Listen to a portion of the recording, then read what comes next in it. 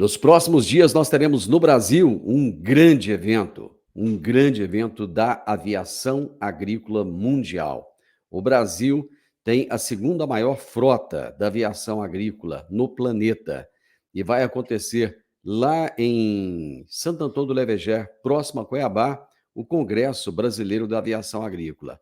E nós temos feito uma série de entrevistas nos últimos dias para trazer a importância desse setor para a nossa agricultura brasileira. E hoje eu vou entrevistar Gabriel Colli, que é diretor executivo do SINDAG, Sindicato Nacional das Empresas de Aviação Agrícola. E o tema da nossa entrevista será Compromissos da Aviação Agrícola com a Agenda Ambiental. Fala, Gabriel, como é que você está? Prazer tê-lo aqui mais uma vez. Tudo bem, Divino? Obrigado mais uma vez pelo convite. Parabéns pelo seu trabalho. Sempre um prazer, né? Estar aqui no Agro e Prosa. Com certeza absoluta. Gabriel, você está numa luta constante em defesa do SINDAG, em defesa do setor da aviação agrícola. Está fazendo uma ponte aérea Porto Alegre-Brasília quase que todo dia. Temos andado muito, ou voado muito, né? 2024 tem sido um ano muito intenso. E temos bons motivos para isso, né? Um dos motivos é que o setor cresceu. Como o setor cresceu, a nossa instituição, o SINDAG, e também o IBRAVAG, né, que é o instituto que nasceu a partir do SINDAG, cresceram, né? Nós temos mais sócios, hoje nós temos associados em 24 estados do Brasil, o que nos faz aí pelo menos ter os 24 estados para atender de alguma forma, e Brasília, né, que é o grande centro da discussão política, e esse ano tem sido um ano difícil até de explicar, né? Porque não tem mais uma lógica o debate político em Brasília. Ele não respeita mais algumas regras que existiam. Ele é muito dinâmico. Reforma tributária, reforma disso, reforma daquilo, STF. Então, isso tem feito com que a gente precise estar muito atento, né, e participando, porque num dia é uma coisa, no outro dia é outra coisa, num dia não vai para a pauta da Câmara, quando vê alguém nos avisa, ó, foi para a pauta, corre lá. Então, realmente tem sido um ano desafiador para acompanhar nossas pautas da aviação agrícola nesse cenário político nada previsível do Brasil. O Brasil é um país onde as regras realmente são mudadas o tempo todo no meio do jogo. Isso é que é terrível. Mas, Gabriel, o setor da aviação agrícola, ele tem tido uma série de compromissos, principalmente com o meio ambiente. Eu gostaria de saber o que é a cartilha Compromissos da Aviação Agrícola com a Agenda 2030 do Pacto Global da ONU. Legal, e para quem está nos acompanhando aqui, que talvez não tenha tanta familiaridade com o tema, eu faço aqui um breve resumo, né, de como que isso nasceu, né, para quem talvez não acompanha tanto. No ano 2000, a ONU lançou o que ela chamou na época dos Objetivos de Desenvolvimento do Milênio, que eram grandes metas de desenvolvimento até 2015. Então, todos os países signatários da ONU, que são quase 200, teriam até 2015 para cumprir algumas metas, entre elas acabar com a fome, preservação, uma série de metas. Até 2015, por óbvio, não foram atingidas as metas. É uma discussão política global que ela não avança em algumas questões, alguns países não seguem isso, e a ONU mudou.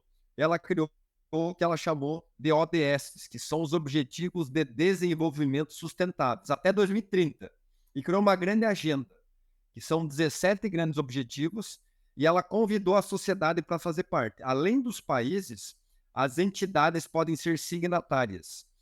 E desde 2016, o SINDAG é signatário. O que isso significa na prática?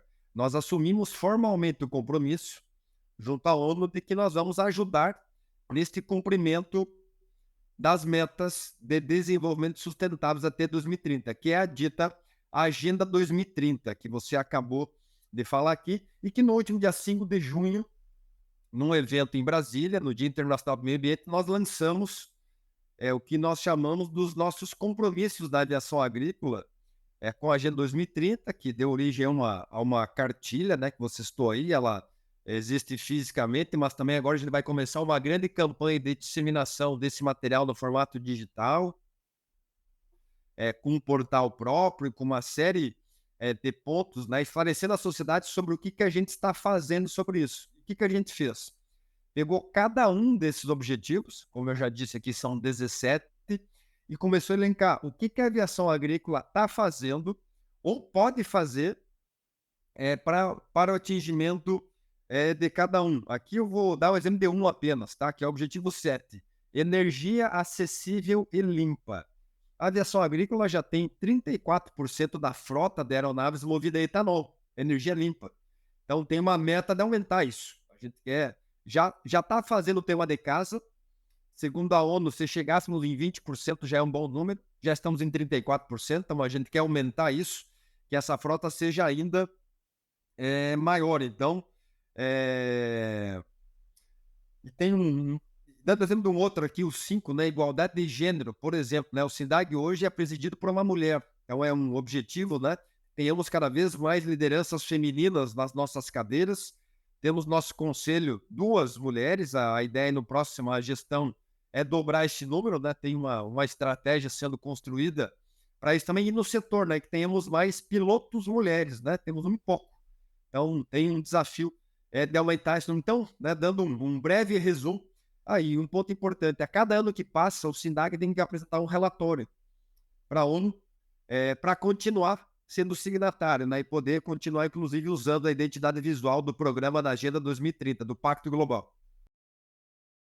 Esse documento, ele também destaca o grande desafio do setor no combate a mitos sobre a atividade. Que mitos são esses, Gabriel? Sabe que você falou antes aí, né, do nosso grande trabalho, né, no Brasil, nessa ponte aérea, Brasília e vários lugares que rodamos. Esse ano muito Porto Alegre, Brasília, Cuiabá em função do nosso Congresso da Aviação Agrícola.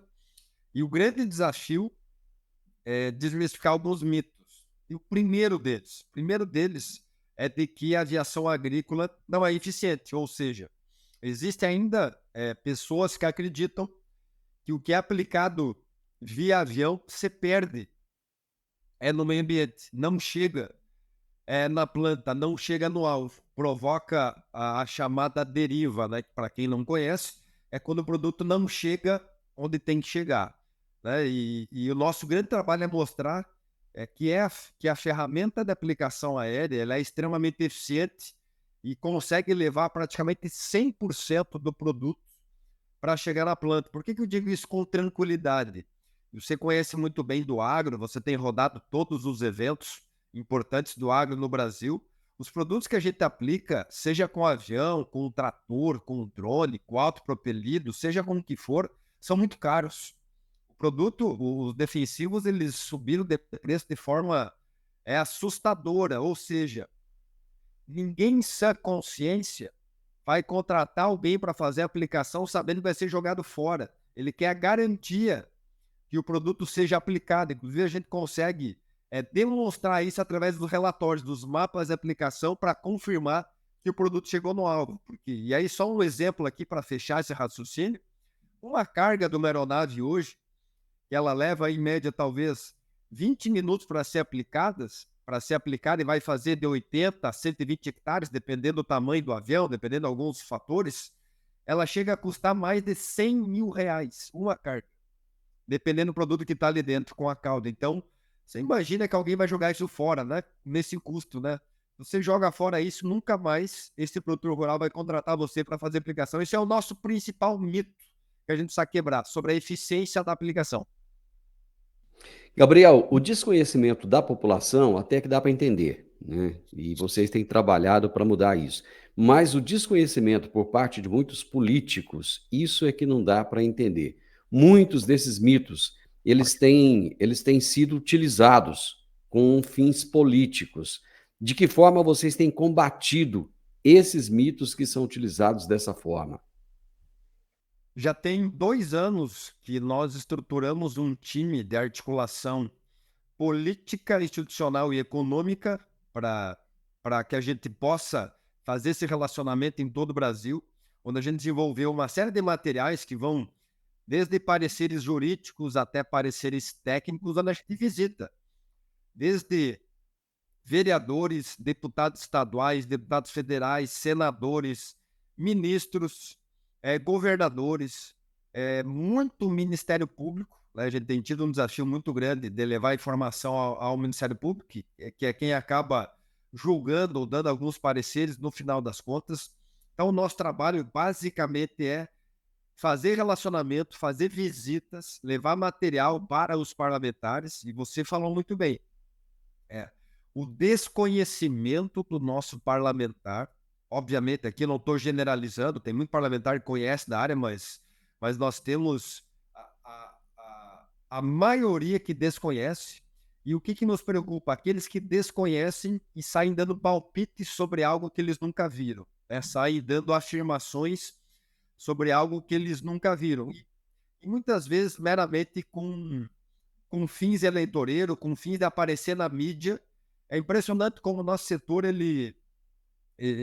aí do agronegócio, principalmente como um todo, mas aí trazendo para a aviação agrícola, ele acaba dando palco político, né? Porque a imprensa acaba dando um espaço muito grande na mídia para parlamentares que falam algumas coisas aí contrárias ao setor, e tem parlamentares que eram desconhecidos até então, e aí acabam começando a falar mal da aviação agrícola, e da noite para o dia aí estão na capa do jornal importante, estão dando uma entrevista para algum veículo importante, porque isso acaba gerando uma polêmica interessante. Afinal de contas, é avião, e o avião as pessoas gostam de falar dele, tem uma mística atrás do avião. Estou aqui há 8 anos e começo a entender isso agora, né? Tem toda uma mística atrás do avião. Também a gente está procurando explorar isso de forma positiva, mas é um grande desafio que a gente tem. E um ano como esse, mais ainda, é impressionante. Você tem lá um vereador lá do município, lá do interior, não sei de onde, que coloca na sua grade de propostas alguma coisa de aviação agrícola lá, sem conhecer absolutamente nada.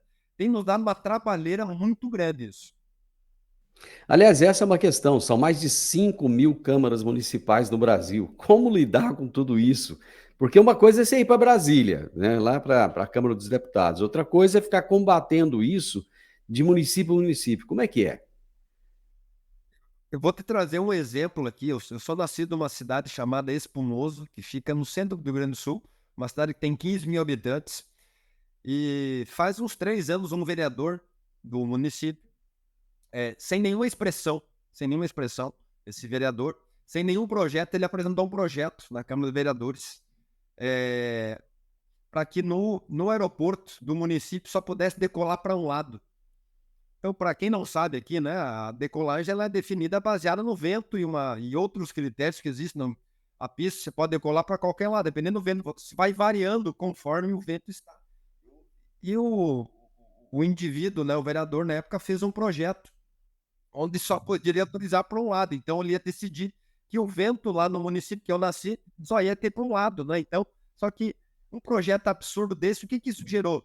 3 entrevistas de 1 hora na principal rádio do município, que eu acabei tendo que entrar ao vivo lá um dia também, estava num deslocamento, me colocaram ao vivo lá. Ele foi para a capa do jornal, ele deu entrevista num veículo de televisão do estado, ele apareceu em tudo quanto é lugar e ajudou ele a se reeleger. Ele fez muito voto. Então, é óbvio que o projeto não foi para frente, ele até acabou retirando, ficou com vergonha depois, foi até constrangedor, mas colocou ele na mídia, arrumou muito seguidor para a rede social, né? Muita gente acabou conhecendo o nome dele. Ele tinha uma rede social com 300 seguidores, passou a ter 8.000 seguidores da noite para o dia. Então, veja como é um desafio trabalhar as câmaras de vereadores. Nós temos usado uma estratégia agora, que é trabalhar as associações de municípios, principalmente esse ano, quando tem eleições municipais. A gente tem visitado as associações estaduais e municípios para nos colocar à disposição, para levar materiais, até porque pós-eleições sempre são feitos eventos dos vereadores e prefeitos, para ver se a gente pode fazer parte para levar alguma informação. Mas é difícil, viu? É desafiador, porque o nível dos nossos vereadores ele é muito baixo. Infelizmente. E eles tratam de temas relevantes sem muitas vezes saber do que estão falando. Ano passado, vocês passaram a integrar o Instituto Pensar Agropecuária, o IPA. O que agregou para o SINDAG a entrada nessa entidade? Ganhamos muito do ponto de vista da articulação institucional política. Afinal de contas, o IPA hoje tem 59 entidades do agro associadas. Estas 59 entidades, elas dão base para a FPA, que é a Frente Parlamentar do Agronegócio, que são 308 parlamentares. Nós já tínhamos relação aí com uns 40 parlamentares, tínhamos uma boa relação. À medida que a gente entra para o IPA, esse número ele cresceu muito rápido e a gente ganhou agilidade para fazer essa articulação. Hoje, quando a gente precisa de algum movimento político em Brasília, a gente acaba nos unindo com outras entidades. Então, dificilmente agora a gente entrega uma carta para algum parlamentar que não esteja assinada, pelo menos por mais 15 ou 20 entidades que são ligadas ao IPA. E muitas das vezes todas assinam. Então está um peso muito grande. A gente ganhou um espaço que a gente não tinha. A gente passou realmente a perceber e confirmou uma tese de que a gente tem que trabalhar em blocos dentro do Congresso Nacional, e o bloco do agro ele é muito forte quando está unido. Quando o agronegócio brasileiro está unido no Congresso Nacional, ele ganha todas, porque é muito grande a bancada do agronegócio. E as entidades dão muito suporte, dão muito apoio. Então, a gente ganhou muito. E muitas entidades ligadas ao agro que estão no IPA também não conheciam aviação agrícola. Também a gente viu que tem um tema de casa para ser feito dentro do próprio agronegócio. A gente estava muito preocupado para fora, para fazer uma relação com a sociedade urbana, com pessoas que não conhecem, mas muita gente dentro da agricultura também um total desconhecimento. A gente estava vendo parlamentares ligados ao agro, executivos do agronegócio, falando coisas da aviação agrícola sem conhecer. Então também o IPA nos abriu essa possibilidade de nos integrar e ser mais conhecido nesse ambiente, e as entidades do agro também colocar a aviação agrícola como pauta nas suas discussões. Vocês buscaram parceria também com a CNA, com a Federação Nacional da Agricultura?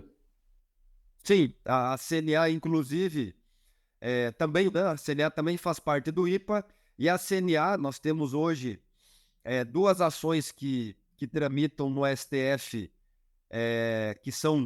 temos total interesse, né, da aviação agrícola, e as duas são capitaneadas pela CNA, nosso pedido, já tem 5 anos da primeira ação, que ela tramita no STF, porque a CNA congrega todos os agricultores do Brasil, todas as federações de agricultura, também nos abriu muitas portas, à medida que a CNA nos apresentou também para as federações da agricultura, porque o nosso grande desafio, ele era em Brasília, ainda nós temos muita articulação para fazer ali, mas como você já entendeu aqui, o nosso grande desafio está nos estados e agora principalmente nos municípios. Então, a CNA nos abriu as federações e agora, através das federações, a gente está conseguindo chegar nos sindicatos rurais.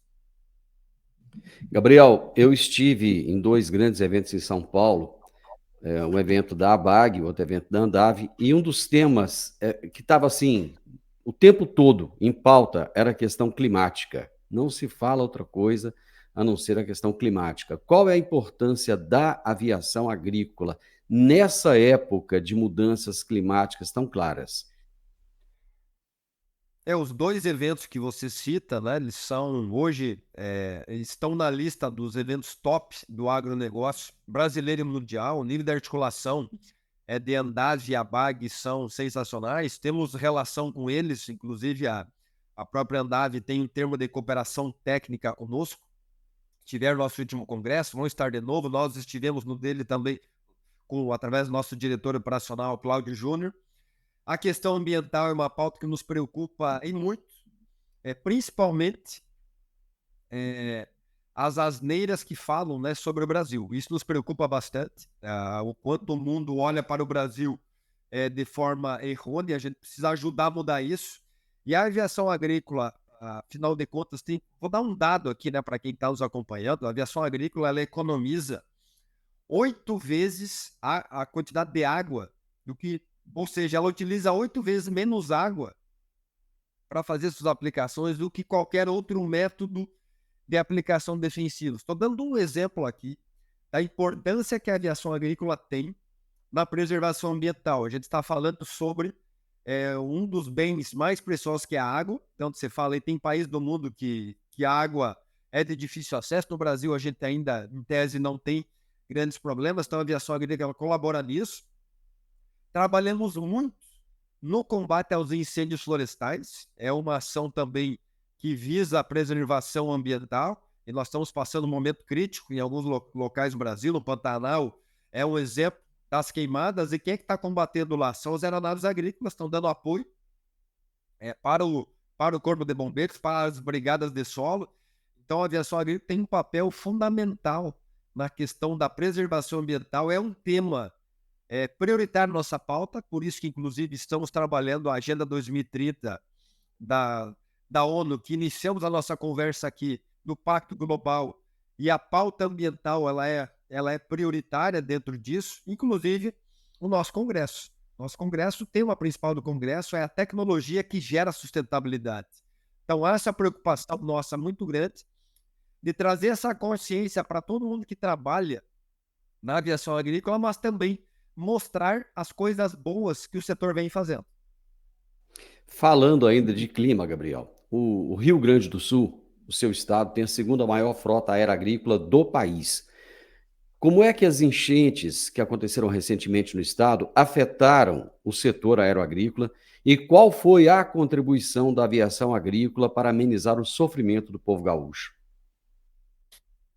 São duas formas aqui que afetaram, né, diretamente. Né? A primeira, como a gente teve muitas regiões alagadas, muitos produtores rurais que perderam tudo, eles deixaram de contratar as empresas de aviação agrícola. Por mais que foi num período já saindo do auge da safra, mas esses produtores rurais, por óbvio, né, tiveram que abandonar aí suas propriedades, acabaram não contratando mais. Algumas aplicações serão feitas, já preparando inclusive pastagem para meio de ano. Então tem uma perda aqui. A segunda forma que afetou diretamente, a gente teve muitos profissionais ligados às empresas, colaboradores mesmo, que perderam suas casas, que perderam seus bens materiais. Inclusive a turma que trabalha no SINDAG, nós tivemos 4 colaboradoras que perderam tudo, né? Que tiveram nem o telhado da casa aparecendo. Tem colaborador fora de casa ainda, que ainda não voltou, não conseguiu voltar porque a gente está sofrendo com falta de mão de obra, né? Porque o pessoal que trabalha com construção, pedreiro, pintor, eletricista, também perdeu tudo, mas muitos perderam tudo. Então tem um desafio aqui muito grande de reorganizar isso. Muitos fornecedores do setor, empresas, principalmente da região metropolitana e Porto Alegre, perderam todas suas fábricas. A gente teve 3 casos aí de perda total de fabricantes que perderam aí maquinários caríssimos, né? Falando aí de 15, de 20 milhões de prejuízo, né? De máquinas caríssimas que ficaram embaixo da água, tudo eletrônico, né? Se não recupera mais. Então, é realmente um prejuízo gigantesco. Por outro lado, a gente conseguiu auxiliar, a pedido do governo do estado, com as aeronaves agrícolas, levando mantimentos, alimentos e também medicamentos com as aeronaves para regiões que estavam completamente isoladas no interior do estado. A gente teve a colaboração aí, foram 8 empresas que se envolveram, colocando à disposição 25 aeronaves agrícolas que trabalharam aí num período crítico. Foram 20 dias de período crítico mesmo, que haviam regiões sem nenhum acesso, onde as aeronaves estavam conseguindo levar, eventualmente pousar em alguns lugares, e em alguns lugares jogando de paraquedas, né? Jogando de paraquedas alimentos para que algumas comunidades pudessem receber. Então, essa foi uma contribuição que nos enche de orgulho aí, que o setor conseguiu colaborar. A gente fez uma campanha para arrecadar recursos para conseguir o combustível para que as aeronaves pudessem fazer esses voos, que foram voos bem arriscados, inclusive, né? Pousar em locais de difícil acesso, realmente em condições nada agradáveis, né? Mas a gente conseguiu colaborar e colaborar bastante. Deixa eu voltar um pouquinho a Brasília com você. Quais são os possíveis impactos da reforma tributária sobre as empresas de aviação agrícola? Você sabe que esse é um tema que tem nos tirado do sono. é muito grande. Tem duas linhas aqui que nos preocupam muito. Primeiro, o aumento do imposto com relação à importação de aeronaves e peças de aeronaves. Que há um indicativo, estamos tentando mudar isso no texto lá, temos sugestões já que foram encaminhadas dessa primeira parte que está na Câmara dos Deputados, agora foi para o Senado, a gente conseguiu colocar ali dentro do texto, mas não tem garantia que isso vai permanecer, mas tem um indicativo de aumentar em 3 vezes o valor do imposto, só para arredondar aqui, ficar fácil para entender, hoje uma média é 20%, estamos falando de chegar a 60%, dependendo o cenário. Por que nos preocupa tanto? Que basicamente hoje, 2/3 do que a gente consome de aviação agrícola no Brasil, quando eu estou falando aqui em aeronaves e peças, vem de fora do Brasil. Então isso teria um impacto direto no nosso negócio. Ainda mais considerando o dólar quase a R$ 6. O dólar é quase R$ 6 e com indicativo de subir ainda mais. Então isso aqui é uma preocupação muito grande. O outro ponto que nos preocupa é a questão do imposto seletivo, da aviação agrícola não ser classificada aí dentro, que é a questão da prestação de serviço, que é onde o governo também tem colocado sua força para arrecadar mais, onde a gente sairia aí da prestação de serviço, onde basicamente hoje as empresas pagam, vou dar uma média aqui para ficar fácil de entender, 15%, elas poderiam chegar a 40% de imposto da prestação de serviço. Então, isso talvez inviabilizaria o negócio em algumas regiões do Brasil. Porque, por que eu falo que tem algumas variações? Porque aí tem impacto do imposto do Estado também, que ele tem uma briga aí, como é que isso fica, os impostos nos estados, mas a gente tem a preocupação. O texto que saiu da Câmara nos agrada, porque a gente conseguiu colocar uma emenda lá, inclusive articulada pelo IPA, de deixar como está. O que, na nossa opinião, como está hoje, não é bom. Mas se ficar como o governo está sugerindo, pode ficar muito pior. Então, deixa como está, Pelo menos deixa como está hoje, que as empresas já estão adequadas, o produtor também já está adequado, porque senão alguém vai ter que pagar essa conta. E aí a gente tem uma preocupação muito grande se nós aumentar muito o imposto, da prestação de serviço. Existe algum estudo, Gabriel, que mostra o quanto a aviação agrícola representa em incremento no mercado e na economia do país a partir do ganho de produtividade das lavouras? Legal. Legal a sua pergunta. E aí nos dá o gancho aqui, inclusive, de falar do nosso congresso científico, que temos dentro do congresso. A gente tem incentivado muito os estudos científicos, e esse ano nos deixa muito animados, que temos quase 30 trabalhos, e já começam a aparecer trabalhos nesse sentido que você perguntou aqui agora, sobre ganho de produtividade.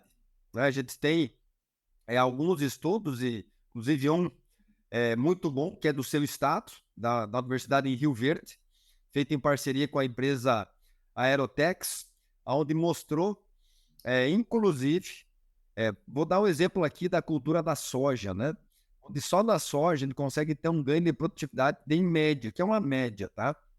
De 3 sacas por hectare. Só para ter uma ideia, faz a conta, quanto é que está o soja aí.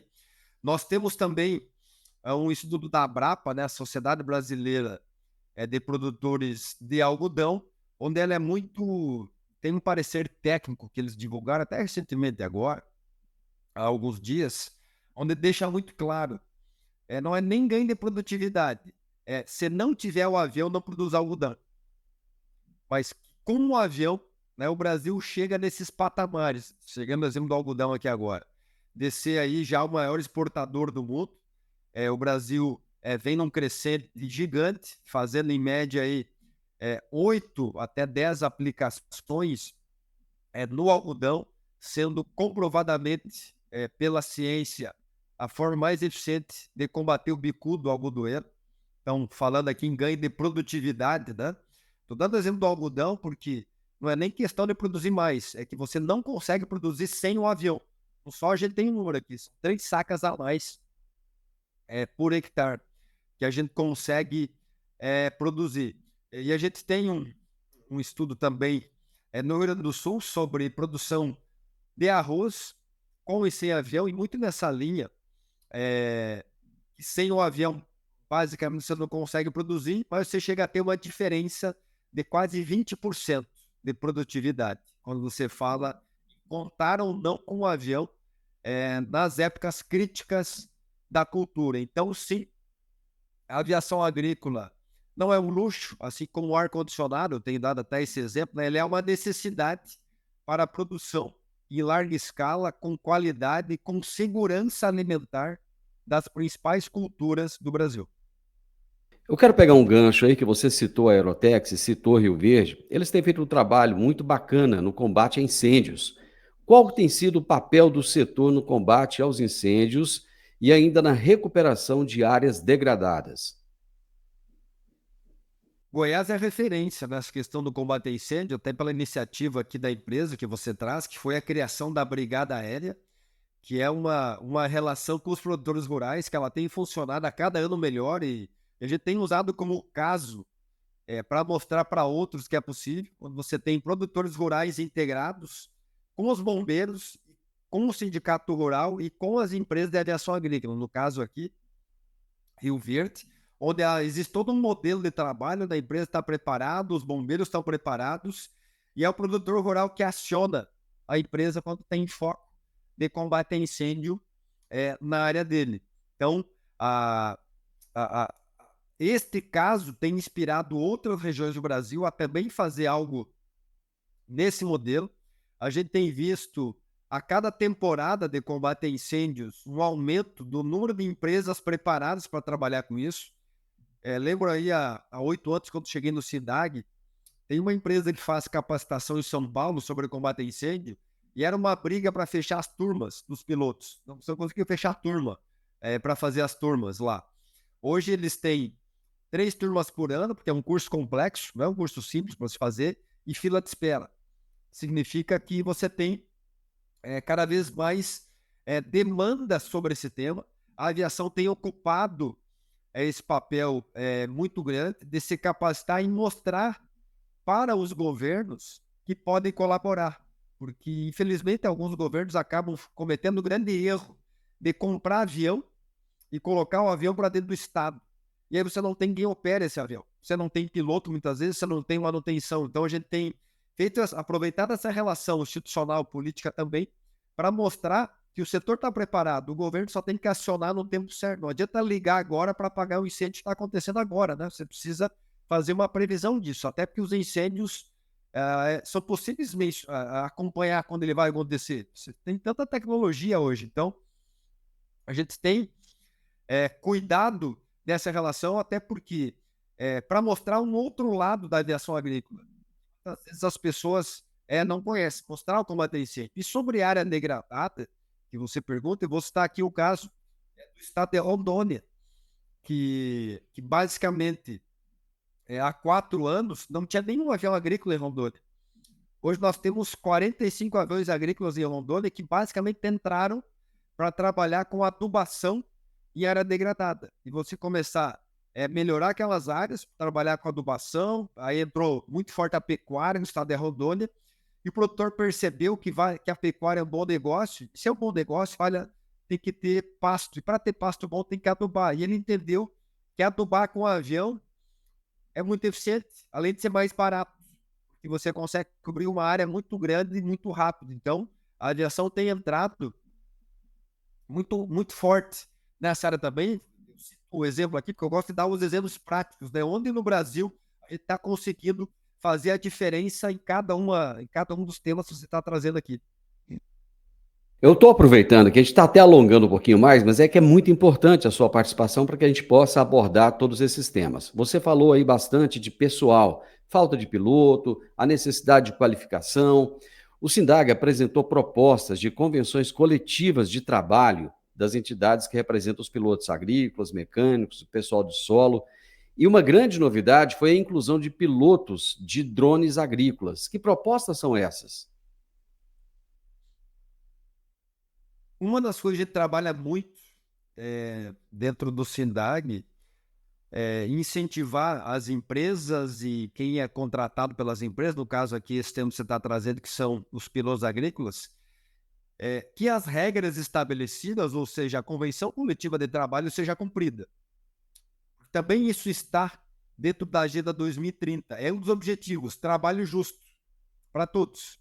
Para a gente ter trabalho justo, tem que ter regras estabelecidas. Só que não adianta ter as regras. A gente tem que cumprir as regras. Então, a gente tem que incentivar que as empresas e os pilotos cumpram essas regras. E um dos temas que o pessoal tem trazido muito, a temática dos drones de pulverização, que desde 2021 a gente tem regulamentos no Brasil. Porém, o crescimento dos drones, e você acompanha muito também, como você circula todo o Brasil, é algo assustador. A gente tem já uma estimativa aí de quase 20 mil drones de pulverização no Brasil, e não existe um padrão de remuneração para esses pilotos de drones. E o pessoal está nos perguntando muito, como a gente começou também representar as empresas de drones, já temos 56 empresas de drones associadas no SINDAG hoje, também nos pediram, bom, quem sabe não dá para fazer uma convenção coletiva e começar a balizar o salário desses pilotos, e além dos salários, as condições de trabalho, o que ele tem que cumprir, o que a empresa tem que cumprir, e a gente está trabalhando nisso, nós estamos no meio disso, nós estamos nesse debate agora, com o Sindicato Nacional dos Aeronautas, o SNA, e estamos chegando à conclusão de que nós vamos ter que, não vai dar para colocar somente algumas cláusulas dos drones dentro da convenção que já existe da aviação agrícola. Nós vamos ter que fazer uma outra convenção, porque é muita coisa e é muito específico. O drone, as condições são muito diferentes das condições das empresas de aviação agrícola tradicionais, vamos chamar aqui. Então, a gente está construindo, há uma expectativa, pelo menos até o auge da próxima safra, o começo, que é outubro no Brasil, quando a gente está falando em pulverização aqui, a gente tenha, e seja mais uma vez o Brasil seja a referência em ter a primeira convenção coletiva de trabalho para empresas de drones de pulverização. A gente possa fazer um agro e prosa só para falar disso, né? Que com certeza vai mexer muito no mercado, vai trazer regramento para as empresas, para os pilotos, e dar uma organizada nisso, para poder entender. Por que é importante? Porque no drone, diferente do avião, a gente tem muita gente que não é da agricultura, que está entrando nesse negócio.